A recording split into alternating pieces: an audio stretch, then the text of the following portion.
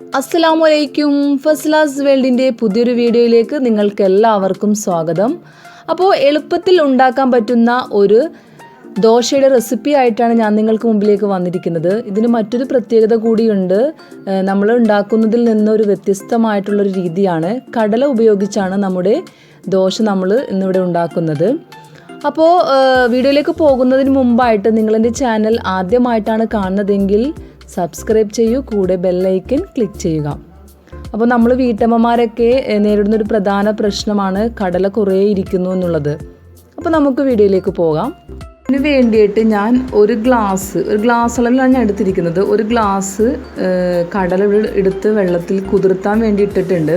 അപ്പോൾ നമ്മളിപ്പോൾ നാളെ ദോശ ഉണ്ടാക്കാൻ ഉദ്ദേശിക്കുന്നതെങ്കിൽ ഇന്ന് തന്നെ നമ്മൾ എന്ത് ചെയ്യുക, ഇതിൻ്റെ മാവ് റെഡിയാക്കി വെക്കാം.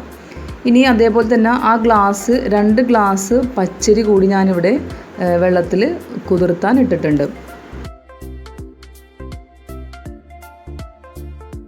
അതിനുശേഷം ഒരു 6 മണിക്കൂർ വെള്ളത്തിലിട്ട് കുതിർത്തിയതിന് ശേഷം ഞാനിതൊന്ന് മിക്സിയിലിട്ട് ഗ്രൈൻഡ് ചെയ്തെടുക്കാൻ പോവുകയാണ്.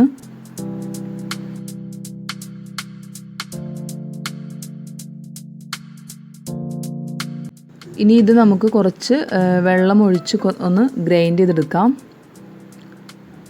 വെള്ളം ഒഴിക്കുമ്പോൾ ശ്രദ്ധിച്ച് വേണം ഒഴിക്കാനായിട്ട്, കാരണം കുറേശ്ശെ വെള്ളം ഒഴിച്ചിട്ട് നിങ്ങൾ ഗ്രൈൻഡ് ചെയ്തെടുത്താൽ മതി. ഇനി നമുക്കിതൊരു പാത്രത്തിലേക്ക് മാറ്റാം. അത്യാവശ്യം വലിപ്പമുള്ളൊരു പാത്രത്തിലേക്ക് നമ്മളിത് മാറ്റണം.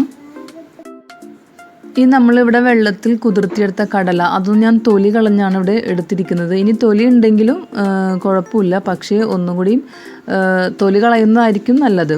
ഇനി അതിലേക്ക് ഒരു ഗ്ലാസ് റൈസ് കൂടി ഞാൻ ഇട്ട് കൊടുക്കുന്നുണ്ട്. ഇനി ഇത് രണ്ടും കൂടി ഒന്ന് നന്നായിട്ടൊന്ന് നമുക്ക് കുറച്ച് വെള്ളം ഒഴിച്ച് ഗ്രൈൻഡ് ചെയ്തെടുക്കാം. അപ്പോൾ ഇതും റെഡി ആയിട്ടുണ്ട്. ഇനി നമ്മൾ നേരത്തെ ഒഴിച്ചു വെച്ച മാവിലേക്ക് ഇതും കൂടി മിക്സ് ചെയ്ത് കൊടുക്കാം.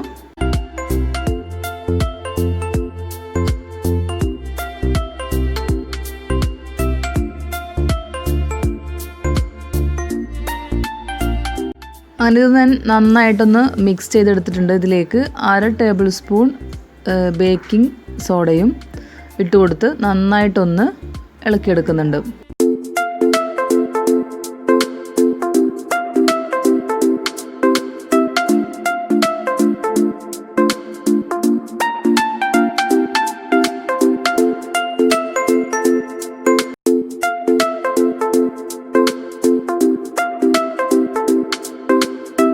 അപ്പോൾ നമ്മുടെ ദോശക്കുള്ള മാവ് റെഡി ആയിട്ടുണ്ട്. ഇനി ഞാനിത് എടുക്കുന്നത് രാവിലെ എടുത്തപ്പോൾ നന്നായിട്ടത് പൊങ്ങി വന്നിട്ടുണ്ട്. ഇനി കുറച്ച് ഉപ്പിട്ട് ഇളക്കി നമുക്കത് ചുട്ടെടുക്കാം. അപ്പോൾ അതിന് വേണ്ടിയിട്ട് ഒരു പാൻ ഞാൻ അടുപ്പത്ത് വെച്ചിട്ടുണ്ട്. ഇത് നന്നായിട്ട് ചൂടായിട്ട് നമ്മുടെ മാവ് അതിലേക്ക് ഒഴിച്ചു കൊടുക്കാം.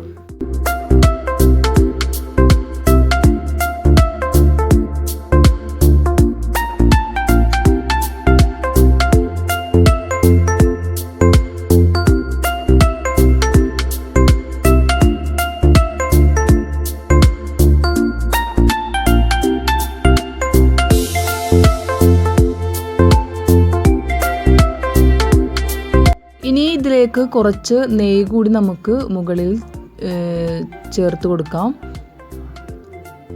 നമ്മുടെ നെയ്യ് റോസ്റ്റൊക്കെ ഉണ്ടാക്കുമ്പോൾ നെയ്യ് ചേർക്കുമ്പോൾ നല്ല ടേസ്റ്റ് ആയിരിക്കുമല്ലോ. അപ്പോൾ അതിന് വേണ്ടിയിട്ടാണിത്. ഇനി നെയ്യ് ഇല്ലെന്നുണ്ടെങ്കിൽ നമുക്ക് വെളിച്ചെണ്ണ വേണമെങ്കിലും ചേർത്താൽ മതി. അപ്പോൾ നമ്മുടെ കടലദോശ ഇവിടെ റെഡി ആയിട്ടുണ്ട്. നന്നായിട്ട് ഇത് മൊരിഞ്ഞ് വന്നിട്ടുണ്ട്. അപ്പോൾ നിങ്ങൾക്ക് ഈ വീഡിയോ ഇഷ്ടമായെങ്കിൽ ലൈക്ക് ചെയ്യാനും കമൻറ്റ് ചെയ്യാനും ഷെയർ ചെയ്യാനൊന്നും മറക്കരുത്. അപ്പോൾ പുതിയൊരു വീഡിയോ ആയിട്ട് കാണുന്നവരേക്കും ബൈ.